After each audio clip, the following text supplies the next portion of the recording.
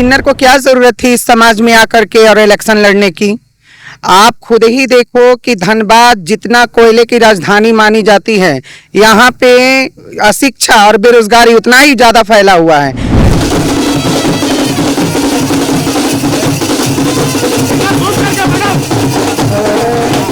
किसी के पास गाड़ी है, बंगला है, ताकत है, सुनैना के पास क्या है? हमारे पास कोयलांचल का प्यार है।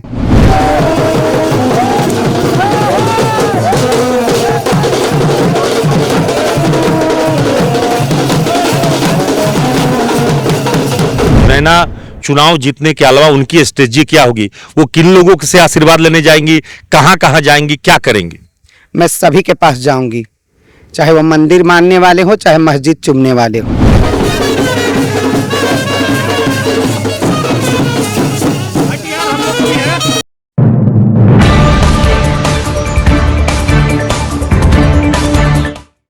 लोकसभा चुनाव 2024 का महासंग्राम जारी है।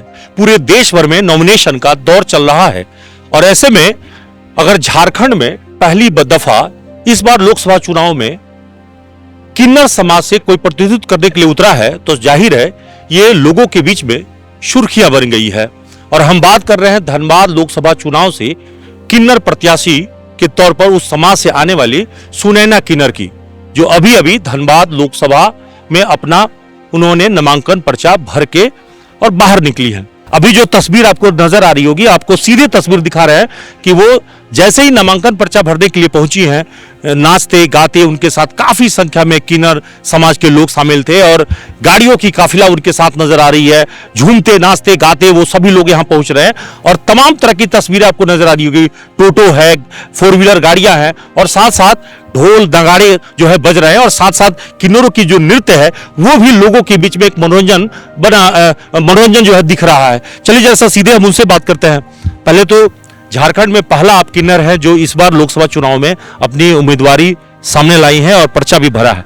क्या मुद्दा होगा इस बार? आप कोयलांचल में जितनी कमियां उनको पूरा करना, अशिक्षा, बेरोजगारी, बीमारी से ग्रस्त लोग जो यहाँ इलाज नहीं हो पाता है। अगर आप डायरेक्ट गाड़ी की, ट्रेन की बात करो तो यहाँ से कोई भी एक्सप्रेस नहीं है जो आपको दिल्ली बम्बई ले जा सके डायरेक्ट।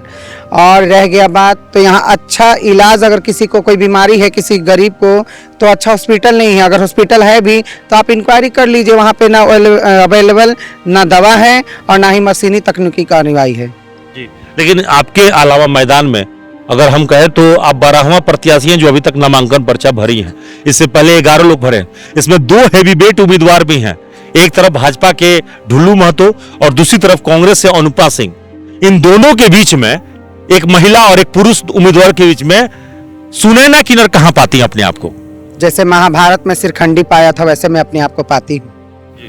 तो ये लड़ाई में लोगों के बीच में आप जो जाएंगे तो क्या कहेंगे, क्योंकि आपका चुनावी मुद्दा क्या होगा? क्योंकि अभी आपने कहा कि विकास का मुख्य एजेंडा ही आपका है, तो क्या ये सपने अब तक जो लोग रहे हैं यहाँ पे सांसद वो पूरे नहीं किए? अगर पूरे करते तो एक किन्नर को क्या जरूरत थी इस समाज में आकर के और इलेक्शन लड़ने की। आप खुद ही देखो कि धनबाद जितना कोयले की राजधानी मानी जाती है, यहाँ पे अशिक्षा और बेरोजगारी उतना ही ज्यादा फैला हुआ है। 2 मामूली टन ले जाने वाले को कोई नहीं बोलता, टन के टन गबन करके खाने वाले को बहुत उंगली दिखाने वाले हैं। तो आप ही सोचो। अच्छा, ये बताएं कि लोगों तक आप अभी तक बधैया के गीत गा कर लोगों से आप कुछ ना कुछ सहयोग लेती रही हैं। इस बार वोट लेना है, वोट मुझे लेना है और लोग भी जान रहे हैं कोयलांचल के कि ना हमारा माँ है, ना बाप है, ना भाई भतीजा है, भतीजावाद भी हमारे अंदर नहीं है। और रह गया, हम जो भी करेंगे वो अपने सोसाइटी के लिए ही करेंगे, अपने कोयलांचल के लिए ही करेंगे।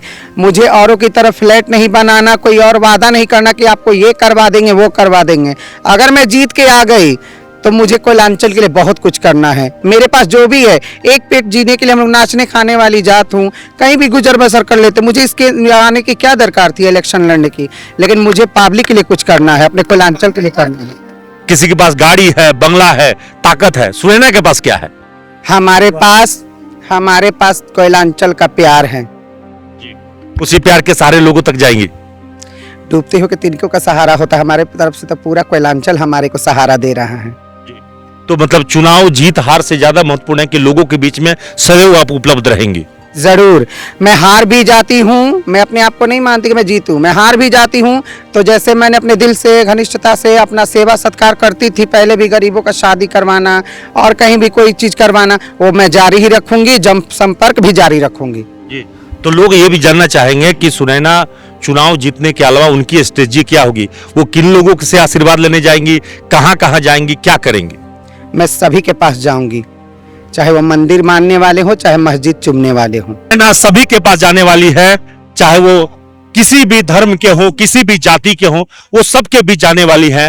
और सुनैना लोगों तक सिर्फ और सिर्फ यही संदेश देना चाहती हैं कि जो अब तक कोयलांचल धनबाद, चूंकि ये जो नगरी है वो कोयला क्षेत्र है लेकिन धन से आबाद क्षेत्र है, लेकिन यहाँ विकास अब तक नहीं हुआ है जितना विकास अपेक्षित था इस क्षेत्र का।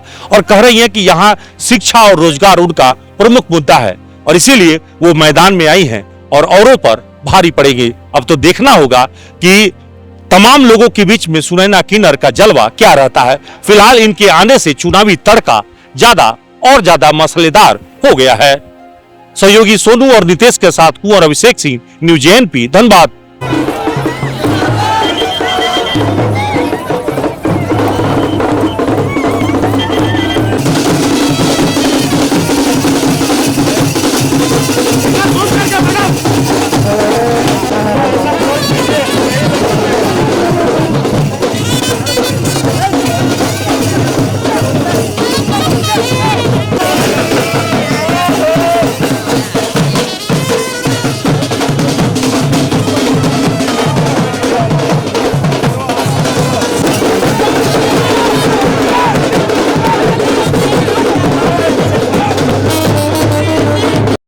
अशरफी कैंसर इंस्टीट्यूट सभी सुविधाओं से परिपूर्ण कैंसर चिकित्सा का एकमात्र विश्वसनीय प्रतिष्ठान अब धनबाद में। एक ही छत के नीचे सभी प्रकार का इलाज जैसे अत्याधुनिक रेडियोथेरेपी मशीन, साथ में पेट स्कैन, मेमोग्राफी और अन्य सभी प्रकार की जांच की सुविधाएं उपलब्ध। वही तरीका वही इलाज अब अशरफी कैंसर इंस्टीट्यूट धनबाद में।